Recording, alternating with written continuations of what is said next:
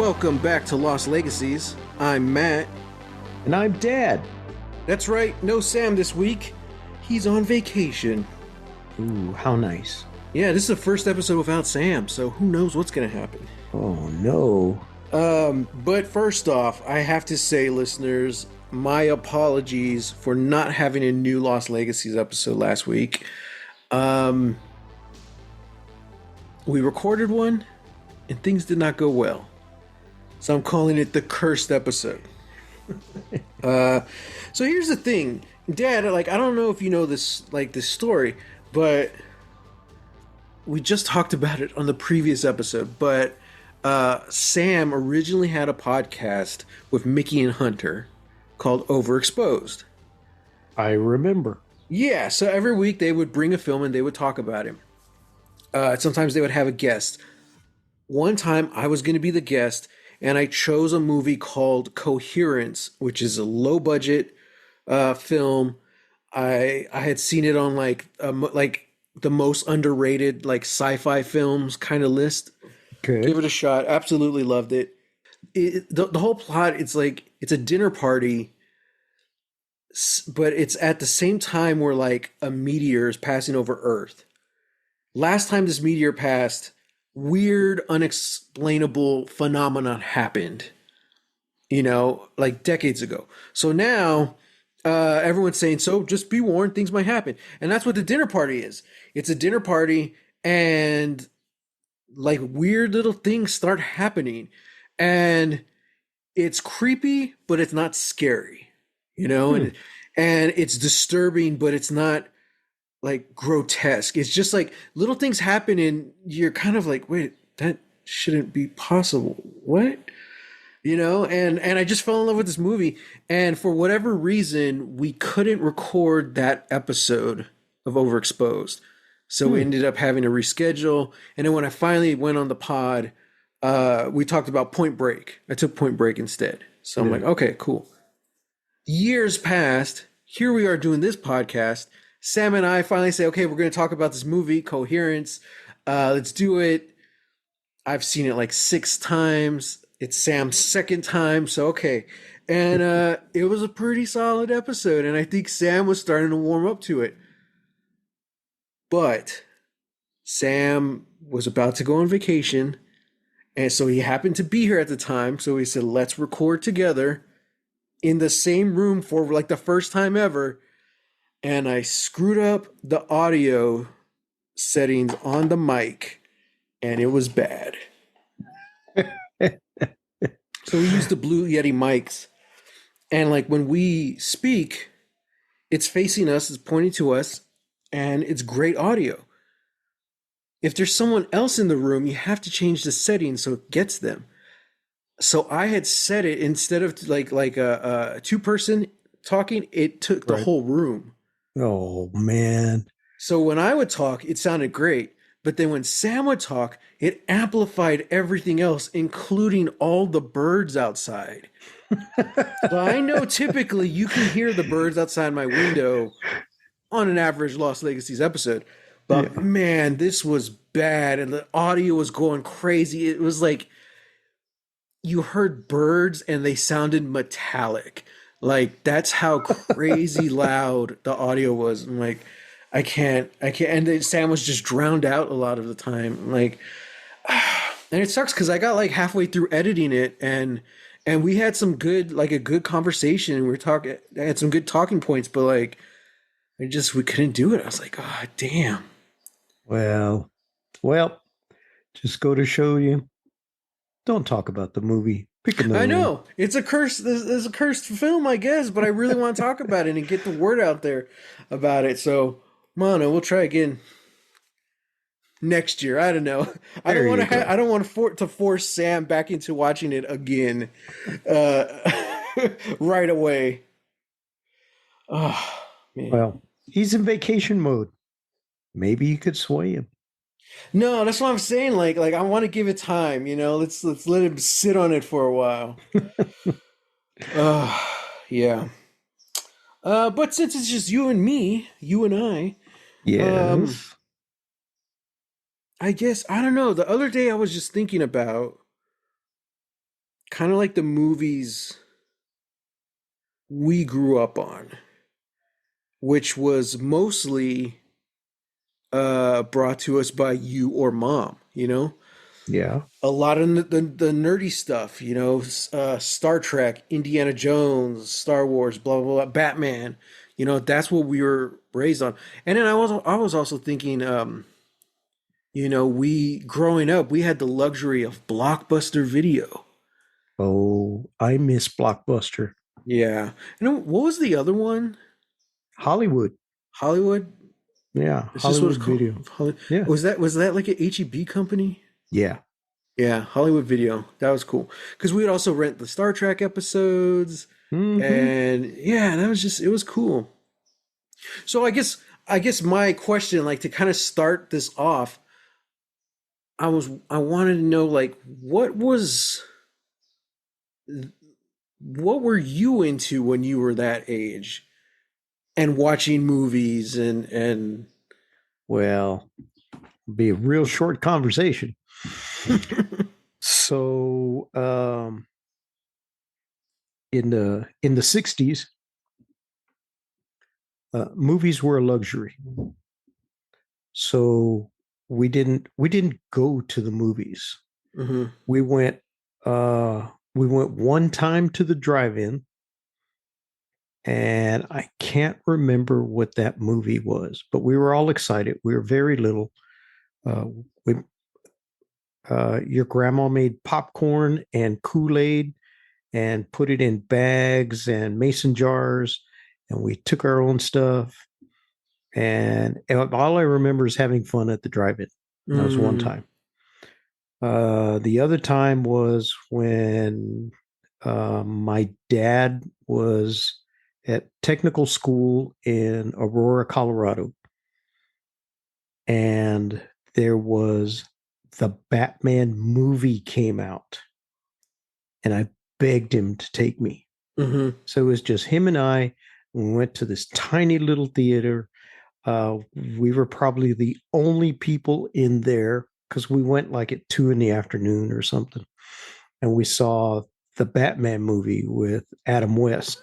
And oh, it was horrible. It was Mhm. horrible, but that's all we knew. So it was like, oh, this is cool. This is great. And then there was it was a double feature, a Ooh. movie, King Kong Escapes. Ooh. And now this is where he King Kong fights a robotic King Kong. Mhm. Oh man, really cheesy, but I ate it up. But Mhm. Mhm. I was what 6 or 7 years old. I was the best. Wow. But outside of that, the only movies that we would get to see were on television. Mhm. And that was like Disney. Disney had a Sunday night Disney movie uh, on Channel 12, whatever it was. But we would get to see that. Mhm. It was Disney, kid friendly and all this kind of stuff. So we would get to see that. It wasn't until later on when I'm in, gosh, middle school, I guess, but junior high. Sorry, I was in junior high where we'd get to see movies, different movies, um, just again on television. Mhm. Back then, Saturday Saturday afternoons, there was a station here in town that would run these Japanese kung fu movies. Of Mhm. course, they're all overdubbed and everything horribly, you Yeah. know. But we would it'd be your grandma and myself and my sisters, and we'd make our lunch, and these movies would come on like right at noon, like 12 or 12:30, and Mhm. we would see these horribly cheesy Japanese movies, and it was just fun, you know. It was just fun. I didn't really start getting into movies until I was like in high school, Mhm. and um, during the holidays, like at Easter, there was always a station they would play the Ten Commandments. Mhm. Huge production. incredible cast in it out of I don't know how many Academy Awards it won, but Mm-hmm. it was something that came on every year and we like looked forward to it. Mm-hmm. Well, as a little kid, okay, you're into the story and everything's cool and everything, but then as you start getting older and you keep watching it, you pick up more and more on different things. And that's when I started noticing things like the score, what's happening in the background. Uh, I was just getting into like the lighting. There should be a shadow here. Why isn't there a shadow? It's because they're lighting the set. Mm-hmm. Things like that. And then my senior year in high school, Star Wars came out. It was like, whoa, wait a minute, what the heck is this, man? Yeah. Well, to begin with, there were long lines on the premiere night, and Mm-hmm. I went to the premiere. Mm-hmm. So were there these long lines to get in? There was no pre-sale tickets back then or anything. You walked up, got your ticket, and went in. Mm-hmm. So there were these long lines. People were like screaming at the screen, Mm-hmm. like, whoa, look out, he's behind you, all this stuff that was just totally new and exciting for me, Mm-hmm. you know. And then uh so Star Wars, Yeah. and I was like, okay, we're coming back next week. We're gonna see this thing again.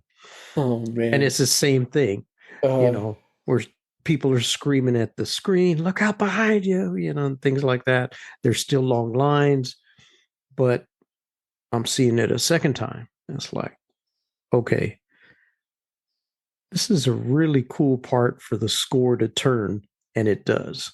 You know, that Darth Vader marching theme is just classic, right? mm-hmm. And so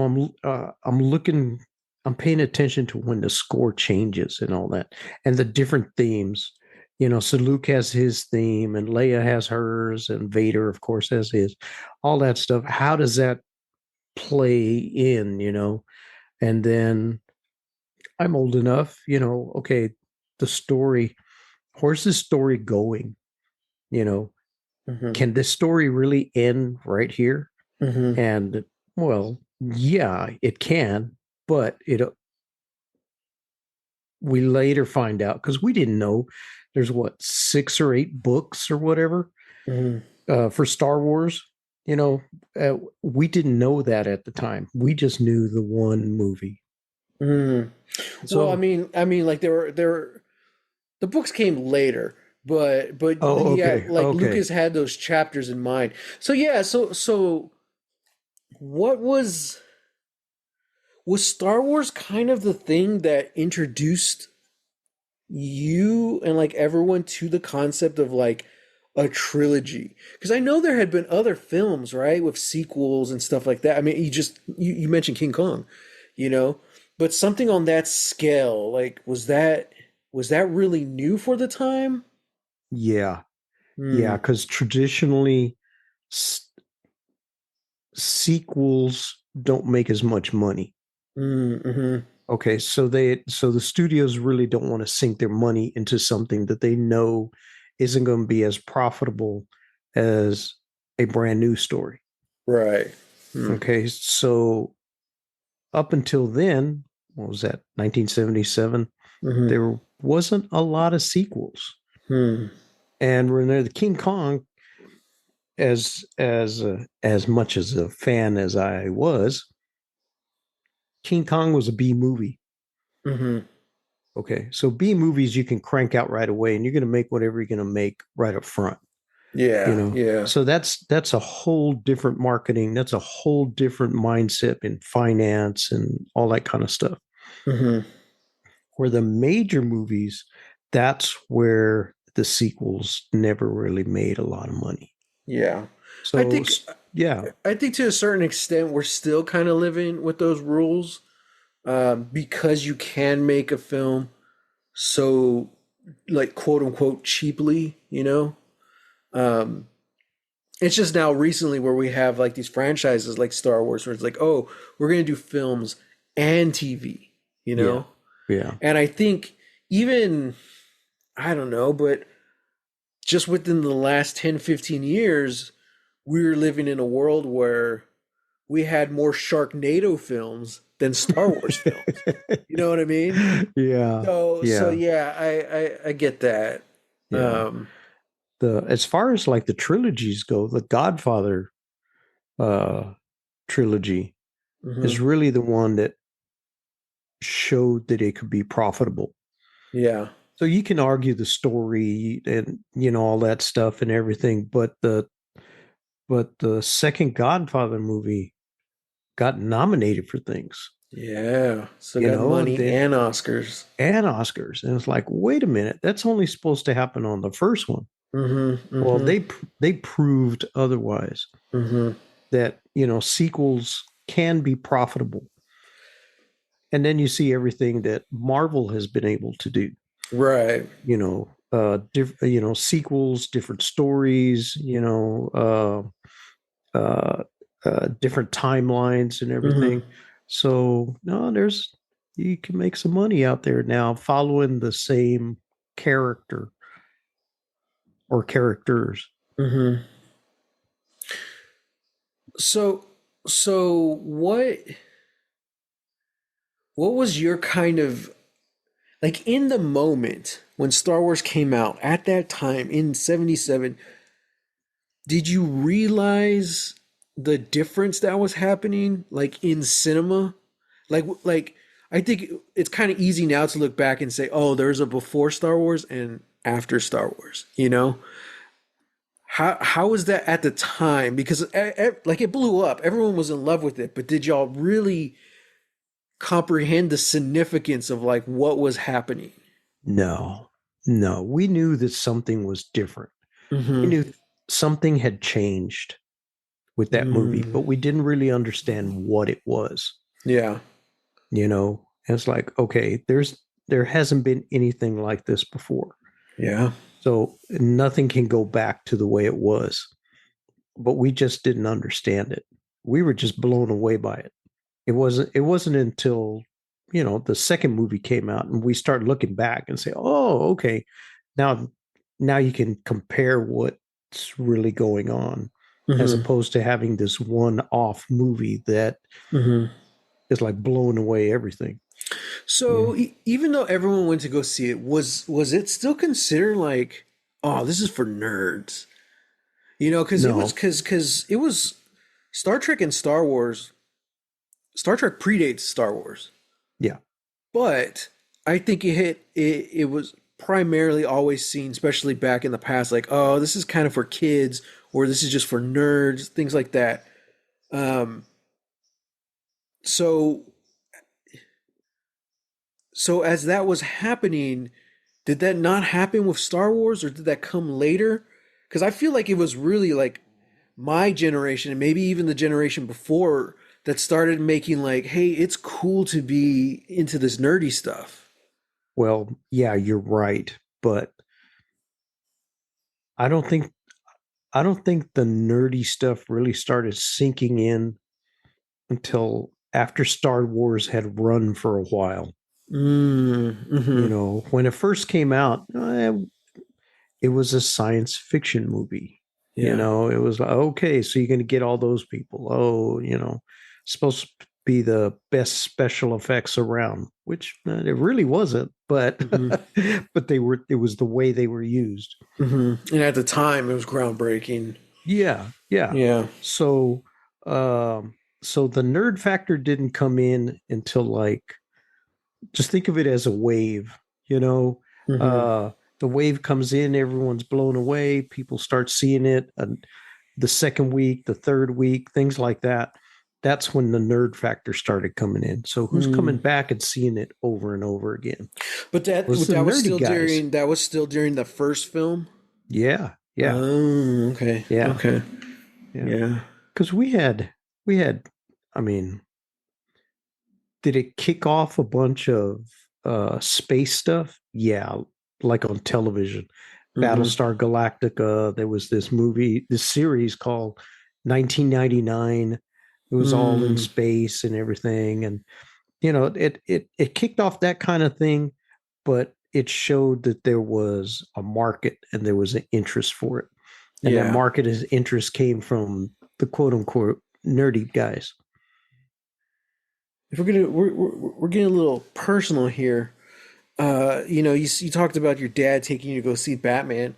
What was that like? Because I know how influenced Sam and I are by you and what you were introducing to us as a kid, you know? So what was that like? Like, what was your dad showing you? Or was he even the one who like introduced you to comic books and stuff? No, not really, not really.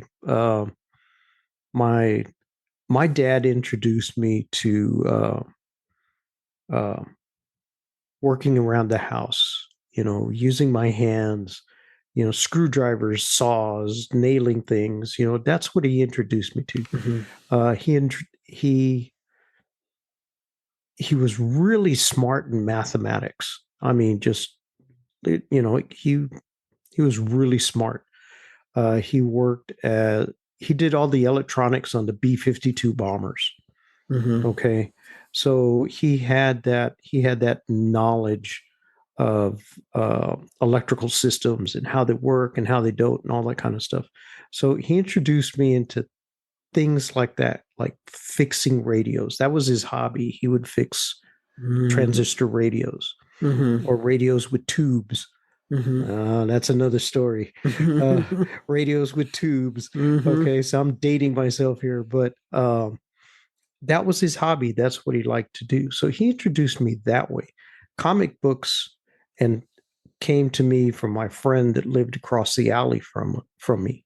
Hmm. And the only way we could go down to the convenience store for our moms was if we went together.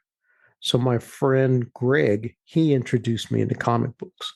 And we were Nice. doing this like, oh gosh, we were first and second grade, and our moms would let us walk down the street and go and get them what they needed and come back. Hmm. Well, man, our fast little, sixth and seventh grade minds, age minds, uh, we'd flip through the pages real quick and we wouldn't pay for the comic, right?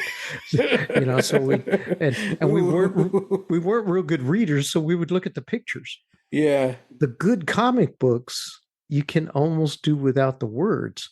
Yeah. So we Yeah. would flip through the comics real fast. Oh man, look at this one, look at this one, before the guy would get mad at us and run us out. Hmm.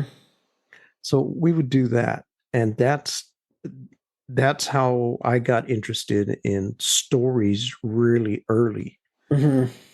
was from comic books. Yeah, there was Do, stories in school, but it's not the yeah. same.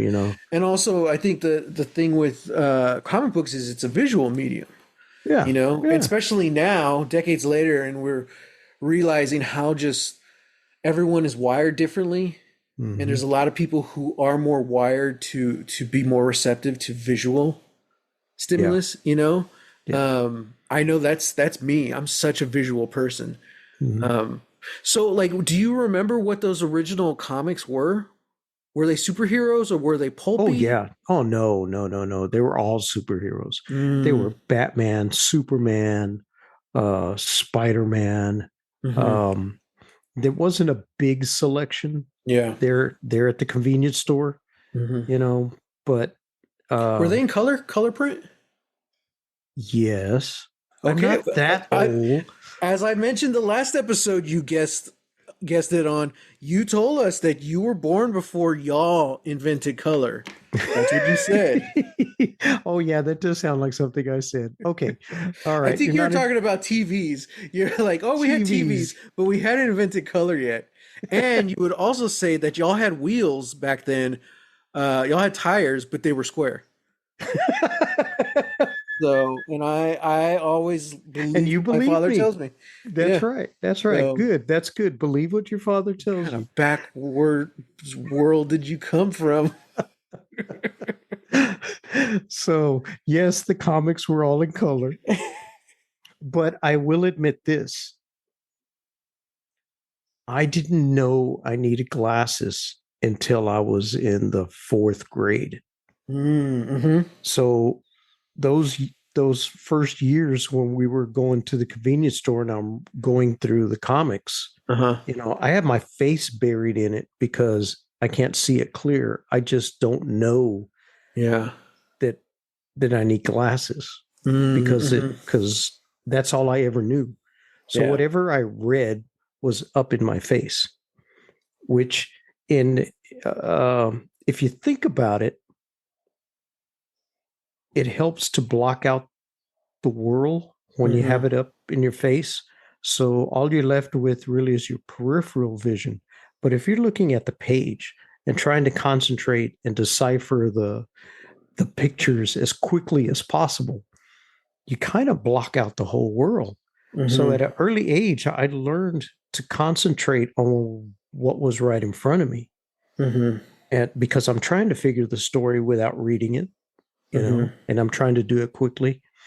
So that kind of discipline helped me later on as I got older. And then when I did get glasses and realize, hey, I can read at an arm's length. I don't have to Yeah. have it, 5 inches from my nose. It was a whole different concept, Mm-hmm. and it also uh, made watching television easier because I didn't have to sit in front of the TV for it Yeah. to be focused and everything. So me getting glasses in the fourth grade was changed everything. Because Mm. now I'm attuned to, oh, this is how it should look. So when I'm watching movies and I'm watching, TV and things like that, it's like I'm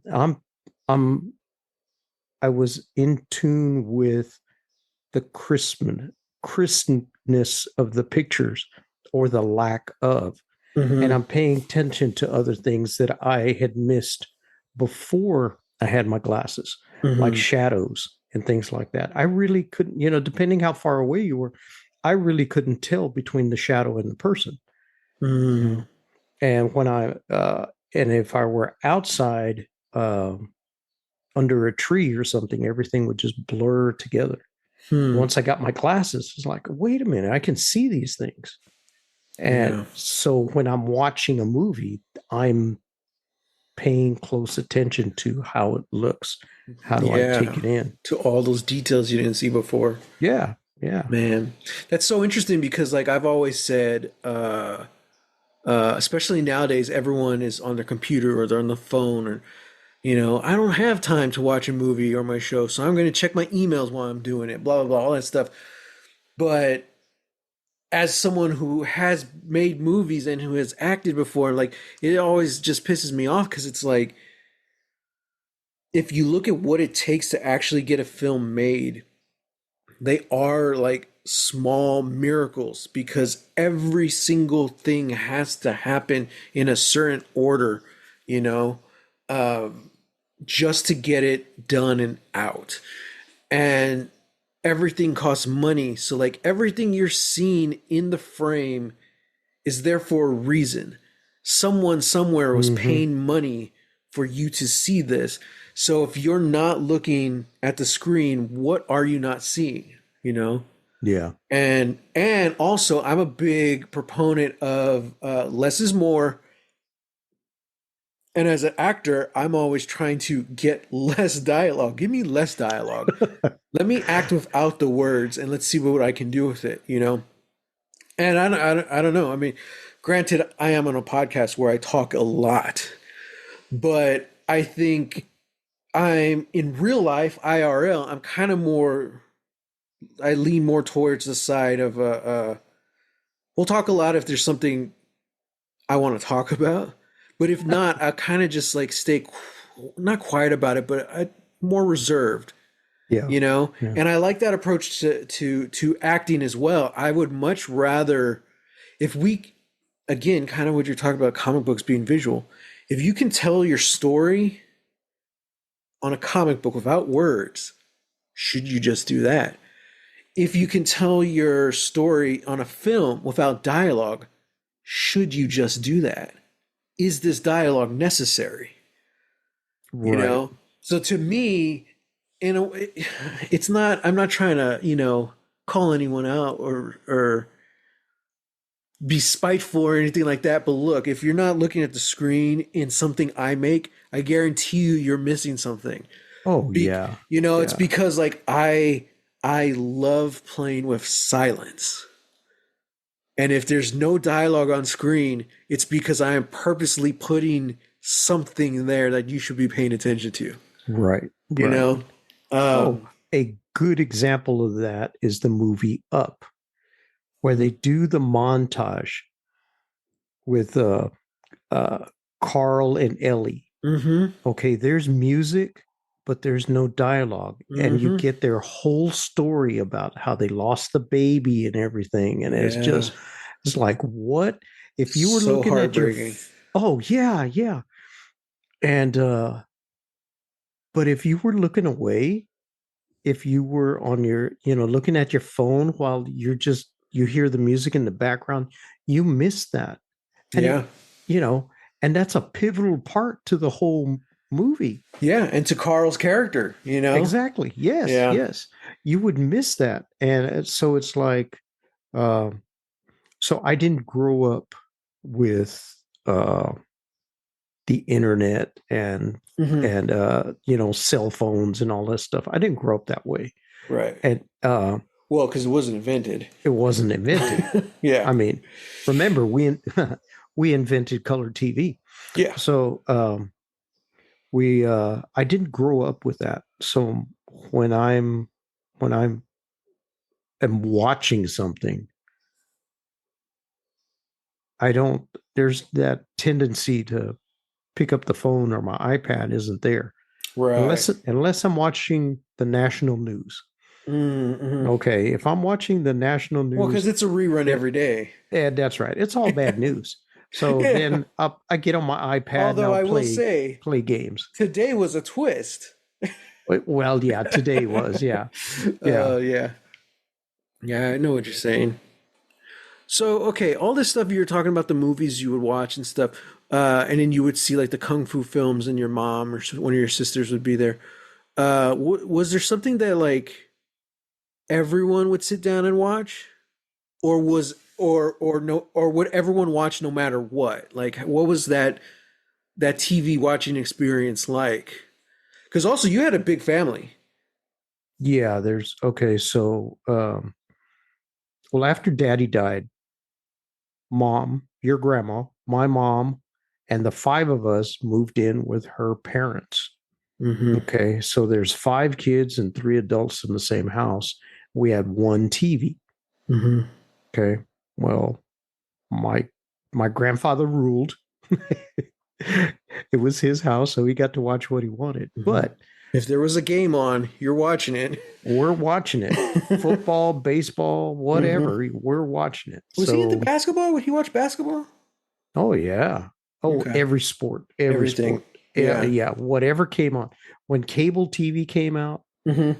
and they had a sports network, Mm-hmm. it never left that channel.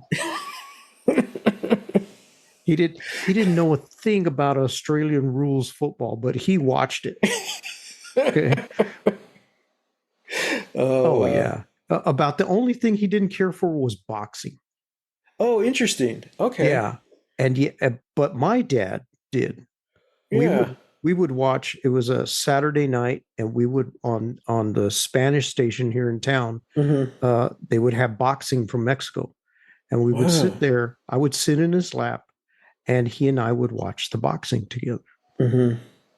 And so that's another. You know, I always figured like boxing was very it's a very old world Mexican thing. Even though oh we didn't yeah, grow up with it, like I was always like aware of that, yeah, you yeah. know. Um and also granted we were very Mexican American. Uh so just being here in Texas, in South Texas, you could tell the differences, Oh yeah, the yeah, more Mexican and more Tex-Mex, yeah. which is me. But yeah, like that's interesting. I just kind of assumed, he would have loved boxing as well. Yeah. No, not really. I mean, he had I mean, he knew and he kind of followed Muhammad Ali, but Yeah, but that's a different level than yeah. watching boxing from Mexico. Netflix has the show Fight World done a couple years ago with Frank Grillo, where he just travels the world and talks to different people from different fighting styles. And the first episode is boxing, and he goes to Mexico, and it's such a good just like documentary, Hmm. and just to see what that's like modern Mexican boxing. I'm like, man, this is awesome. And some things never change. For a lot of kids down there, that's their way out. That's their way off the streets. It's into the Yeah. gym, you Yeah. know. And it's just yeah, that's one of, like, as far as documentary shows go, Fight World, because it's just you actually see where a lot of these cultures and the styles of fighting, like their origins, where they Hmm. come from, and how they kind of evolve together. And I absolutely loved it. So No, it's awesome. I enjoy mhm. it. I don't follow it as much as I used to when I was Yeah, younger, yeah. but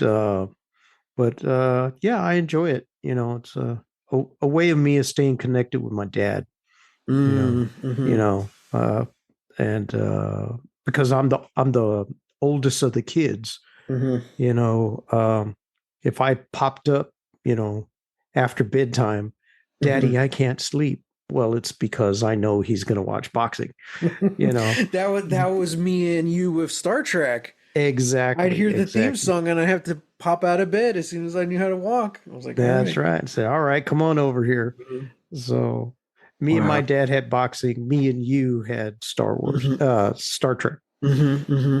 Yeah. Um, it's so crazy how I have so many memories of Next Generation, and like I was young. Mm-hmm. I was like months old. I was still a baby when that show premiered.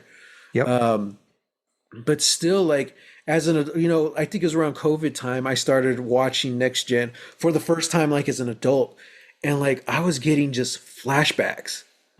Like I'm remembering some of these stuff. Now, granted, I do remember some episodes because, like we mentioned, we would rent Star Trek VHS tapes from Blockbuster Yes. or Hollywood Video, Yes. Yes. but it was mostly original series and the animated Star Trek series. Oh yeah. There was a few next gen ones, especially what was it called? Code of Honor, the racist one. I remember for some reason they always had that one, so I feel like me and Sam watched that. We've probably seen that episode more than any other Star Trek episode. Oh gosh. Um, but uh, yeah, so it's just surprising how many memories of that show I have. I was like, oh wow, like I'm really curious how far back like my first memories are. Because usually they say you're a few years old when you actually can start to remember. Like, that's usually when your first memories take hold. Yeah. I Yeah. don't know, man. Code of Honor was one of the first episodes, so I don't know. let's see. I don't know. I remember holding you in my arms in the rocking chair Hmm. when Next Gen started. The first episode, The first, yeah, the yeah, feature length presentation, because it was 2 episodes. yeah, I yeah. don't remember that, but I also feel Yeah. like a lot of times I would fall asleep during it. That's like what I think. Well, I don't that's why know. you were in the rocking chair because I'm trying to put you to sleep. Yeah. Yeah. But then I also I what I some of the things I really remember are like the episodes where there was sex. Mostly because mom would be like, "What are y'all watching? He shouldn't be watching this." But I'm like, even as a kid, I'm like, "It's Star Trek. It's not bad. You know, this is a kid show, right?" No, back to bed. I'm like, oh, man. And then y'all complain because y'all don't have grandkids. You should have let me watch Star Trek, Mom. Oh my gosh. Always blame the parents. That's what I say. It's always Uh-huh. the parents' fault. Uh-huh. Yeah, yeah. I'm watching Star Trek, I swear. Jeez, man. Always. walking in at the most inopportune moments. I remember I I was on th- the phone one time with in middle school, I think, with Joseph, one of my best buddies from middle school, and I think I was watching like Dark Angel with Jessica Alba because I had recorded it. That's when like it was on Fox or whatever. oh She's yeah. wearing clothes for the entire 45-minute episode. And then the one scene where she's getting out of the pool in her bathing suit, mom walks in. Like, what are you watching? I'm like, oh, it's just a show. And I'm on the phone with Joseph. It's just a show. I turned it off public. Oh, jeez, man. Context, people. Ah, yeah. Mom just doing her job. Uh-huh. And now she doesn't have grandkids. Oh, man. Oh God. Um, so, okay, we'll go a little deeper with this question here.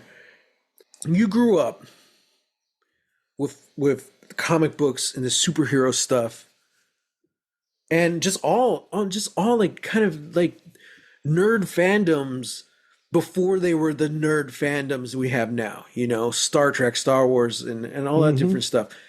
Out of all that stuff you remember, either as a kid or a young adult or an adult, whatever, compare it to now. What is something that you really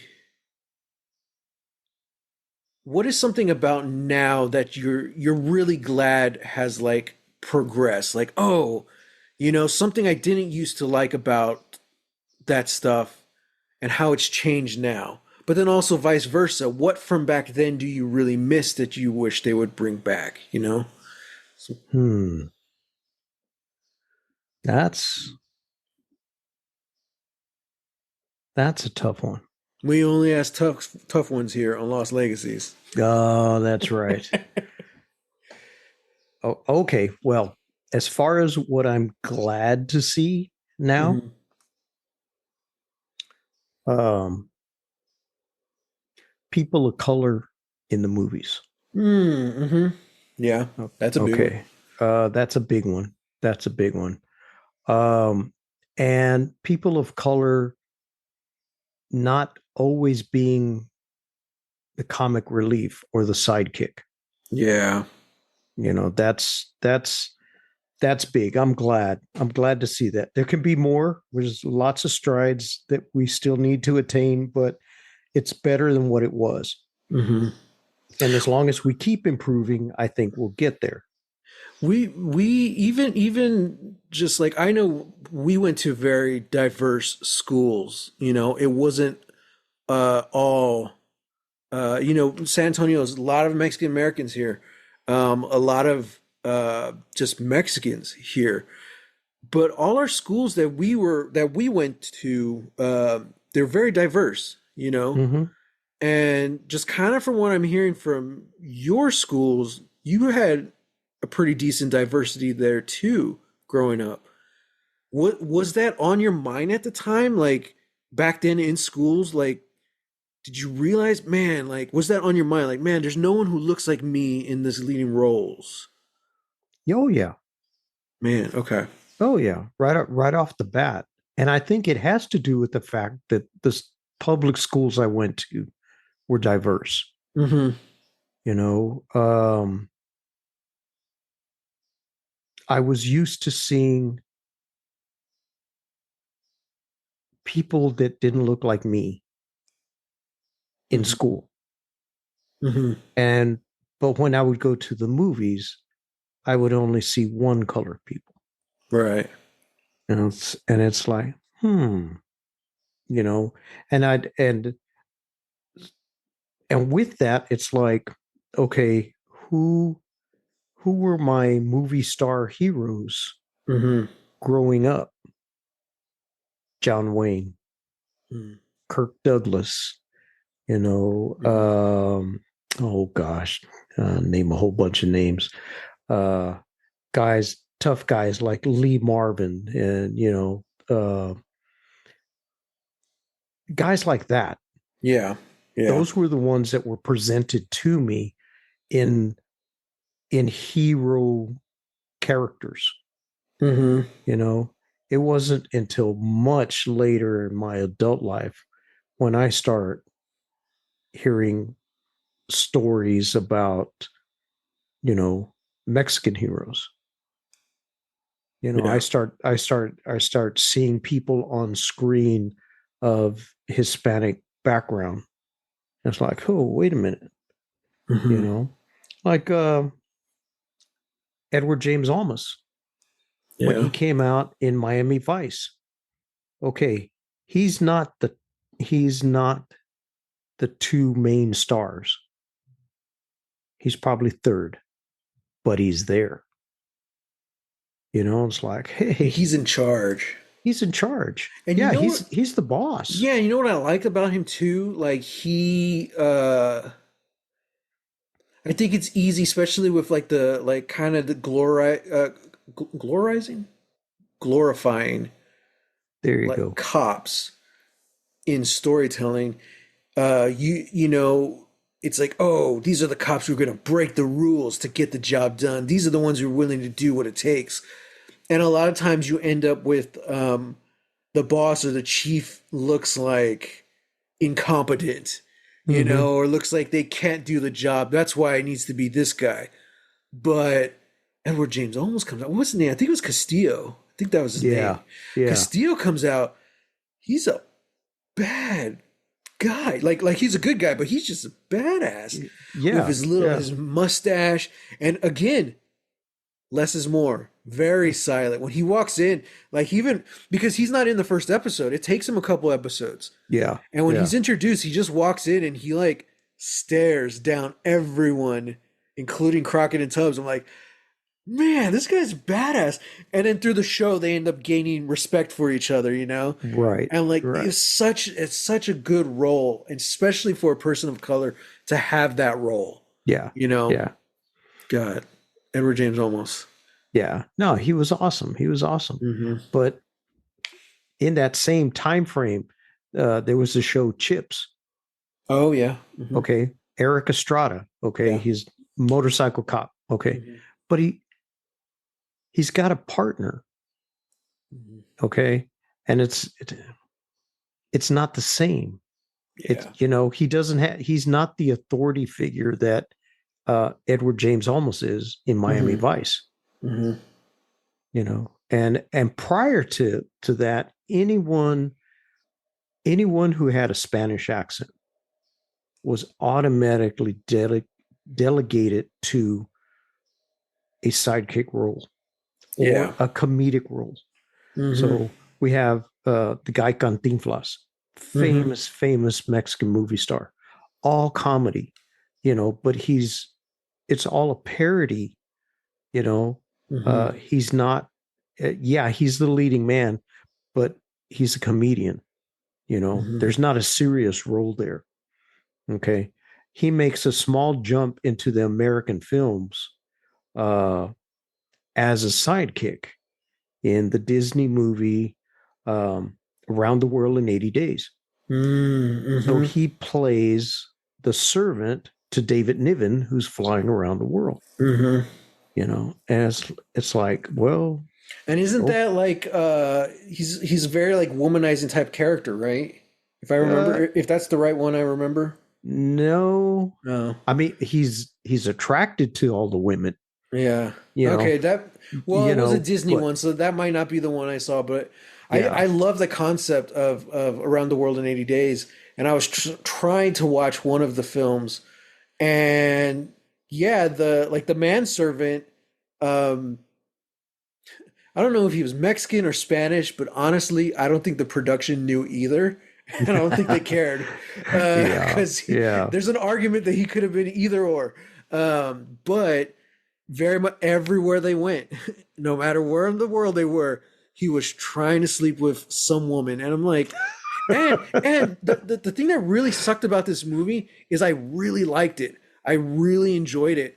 And there was just this one glaring character in my face who I'm just like, this isn't serving the plot in any way. yeah. It's not particularly funny at all. Like I don't even know what this guy is doing here other than Hmm. he was in the books, you Yeah. know?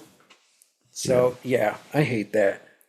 Um, a big part of why I'm not acting anymore is because of that and how um what like oh man, like over 10, 12 years, however long it's been of auditioning and stuff, like 98% of those auditions have all been for like the same role, you know, Yeah. uh some kind of tough guy, drug dealer, guy with chainsaw, something like that. And Mm-hmm. then the outlier is like, oh, the janitor. I'm like, oh god. I think I got to do like scene like as a dad once. I was like, cool, that's it. That's the description. A dad. I'm like, sure. That's the most like average. Anyone can do this. I'm like, okay, cool. Mm-hmm. Um, yeah. So, especially because I'm not really like any of those other characters. I'm like, I'm a big guy, but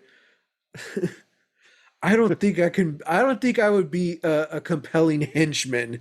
A guy who's going to threaten you because you didn't, you know, pay him his drug money on time. And like those are all the roles I was reading for. I'm like, man, I don't know if I'm just too Oh, nice or what, but I don't think I can oh do this. man. Well, you're not supposed to smile when you're breaking somebody's thumbs, you know? You Yeah. know, that's kind I of mean, guys, honestly, I'm just happy to be here. Thank you for this opportunity as I break your thumbs.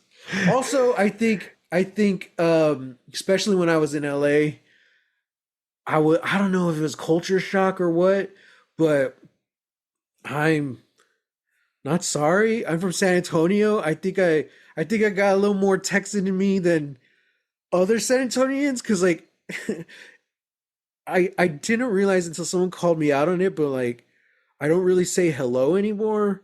I automatically say howdy. And I caught myself the other day too because I work on the north side, bunch of white people on all around me, and I was in the parking lot, just threw out the trash. This big white guy walks by me, older man, and he just nods his head and he's like, "Howdy." And I keep going, and like he even kind of like him noticing him kind of like turning his head, cocking his head. I was like, "Oh, I just said howdy." Like it's just second nature to me, it's in my yeah, blood. yeah. If we pass you on the highway, I'm gonna give you a little salute. There I'm you gonna go. tell you howdy. So when I would walk into my auditions, Oh howdy, no. you know. No, I wouldn't do that in front of the camera, because I get too nervous. I'm like, okay, hi, my name is Matthew Jimenez, blah blah Yeah, blah. yeah, But yeah. every time I walk into one of those rooms, come on in, howdy. I think I also get that from you I'm sorry. when I was moving to New York City Oh at gosh, here the we the go. ripe No, young age of no, 18. I'm no, like, okay, no. guys, don't let anyone know we're tourists. And we walk into like the old hotel, which was acting as our dorms. The first thing you tell the security guys are like, howdy, how y'all doing today? Mom looks so Man, embarrassed, and I'm like, oh man, no. I am such a hick. Sheesh. Oh man, that's what I learned it Oh, from you, Dad.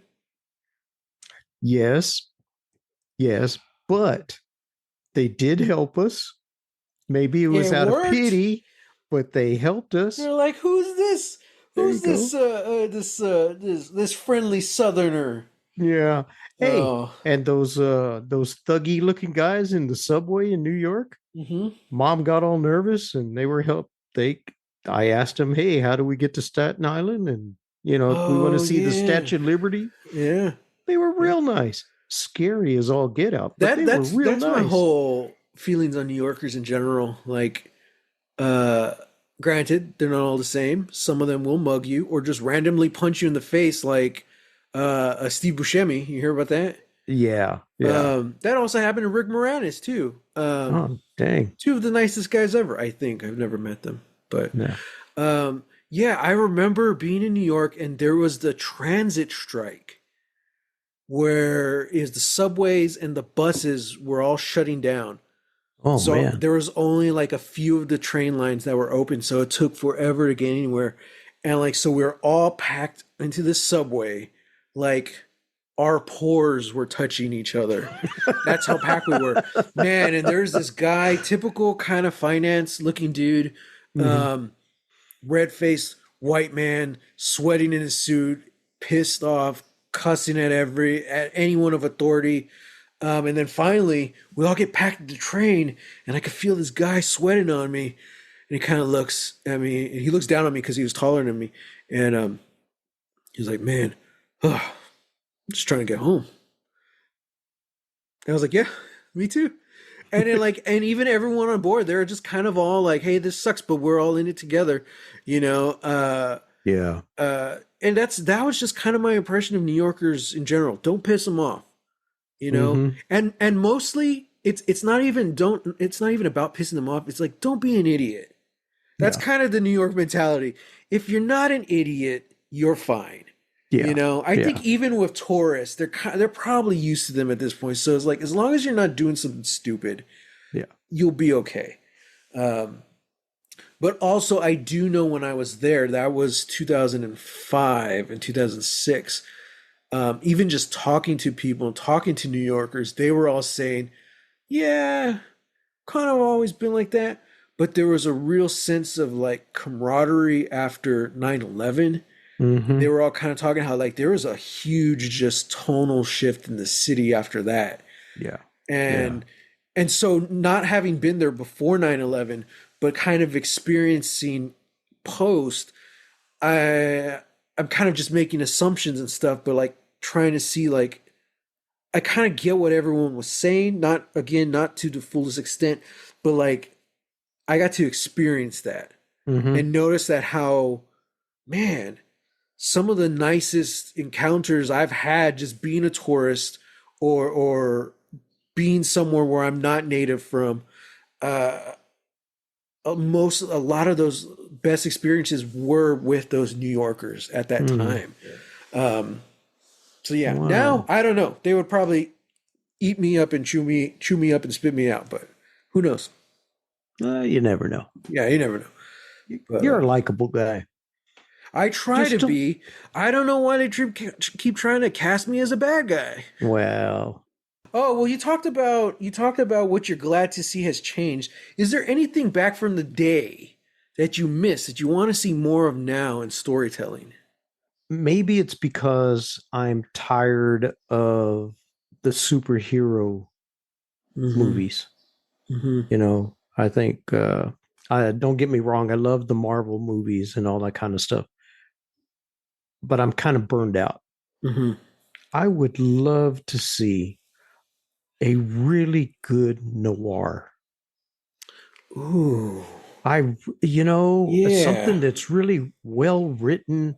I mean, you Mm-hmm. don't have to do it in black and white. That'd be awesome. But, you Yeah. know, but I want a really good detective movie. I want intrigue. I want uh, the, well, okay, I'm dating myself here. I want the dame who Mm-hmm. everyone knows is bad, but Mm-hmm. she's totally innocent in Mm-hmm. the crime that the detective is going after. Mm-hmm. You know, I and I want to see that detective work. I want to see the chalk outline on the ground. Hey, Mm-hmm. I want to see a good noir. Yeah. That's I that's feel like I feel like Josh Brolin would do good, but he's kind of like he's physically intimidating, and I don't know if that's what you want in a noir. Because one thing I always like about noirs is how the main character he's not your typical antagonist. yeah, You know, yeah. he's either skinny or he's a little overweight. This is a Hmm. guy he's eating fast food every day because he's always on a stakeout or he just can't afford it. Right, And right. like Yeah. it's just a grimy, dirty Hmm. life. There's not time to go to the gym. I'm trying. Tom Hiddleston would be kind of cool. He's very slim, Yeah, you yeah. know. I don't know. I would like to see modern noir, but God, there's just something about the classics with the hats. you Right. know, and the suits and like even your bum turned PI has a coat and a hat, you know? This guy who can't afford rent, but man, he has a suit. There you go. You There know, you go. his tie's never Exactly. tied, but he looks Yeah. good.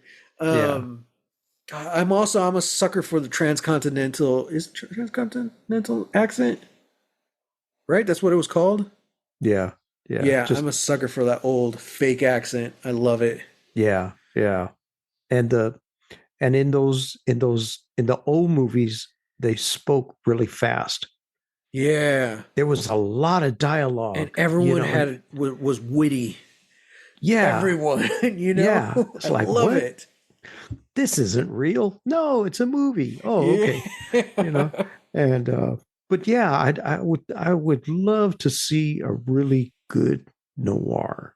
yeah, yeah, And give me three pictures. Give me a three picture deal with this guy, yeah. with Skids Malone. Skids Malone, you Skids know, Malone, because Private like Eye. we have the Perot movies that Kenneth Branagh is doing. I'm like, okay, that's cool. And Yeah, we yeah. have Knives Out, which I'm really liking, and they just announced the third one. But I want someone who can tell us a good mystery like those, Mm-hmm. but as a noir, because neither of those trilogies can be called noir. They're their own genre. You know, you have Yeah. Agatha Yeah. Christie, and then Knives Out is very who done it. You know, Mm-hmm. that's like his genre, but like bring that same kind of life to the noir. Yeah. Man, I would love to see that. Mm-hmm. Yeah. Hmm. Yeah, Yeah. That'd be awesome. Give that's a think me of it, take take Double Indemnity right? and kind of update it, you know, but don't remake the movie. You know what would be cool? Keanu Reeves in a noir.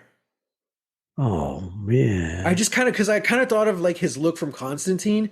I was like, oh yeah, he had like a suit and he would wear a tie, you know, and like we see the intensity he's bringing to John Wick, but now to do that without the action. Like there's still action in noirs, but that's the thing. Like noirs, your PI or whoever you're following, he's not the stone cold John Wick character who's gonna No. take down an army. You know, No. this is the guy who's gonna get poisoned by the lady who hired him because he decided to spend the night with her or something. You know, it's like one screw up and you're gone, man. Yeah. Yeah, I Yeah. think Keanu Reeves would be cool in a noir. Hmm. That would, yeah. Put Yeah. a fedora and a trench coat on that guy. Yeah. Dad, you're gonna have to write it.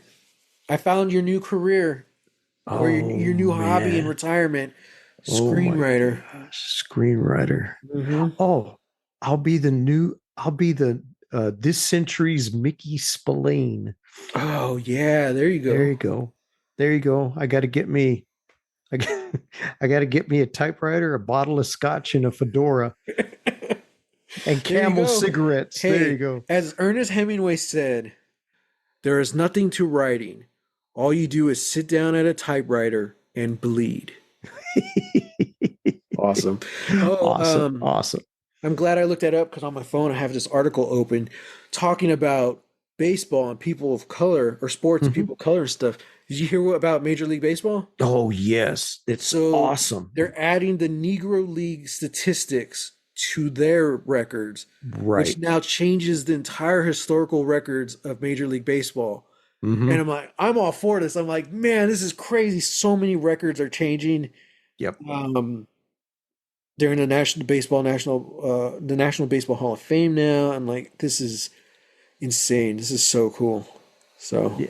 So Babe Ruth's home run record, mhm, 714, mhm. that's now like in third or fourth place now.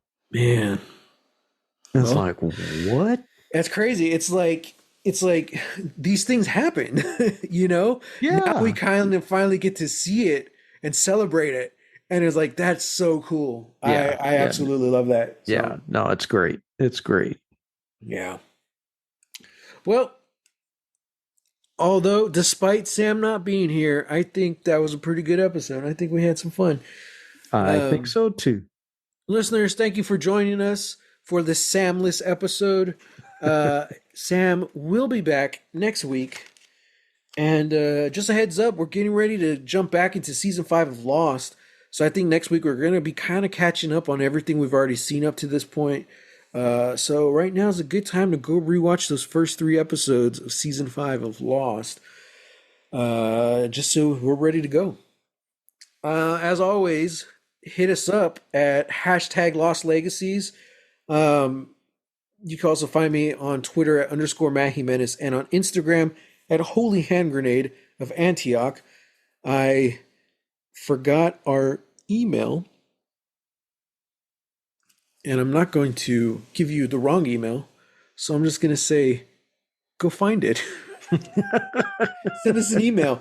But if you want to text us, there should be a link in the description of this episode somewhere. And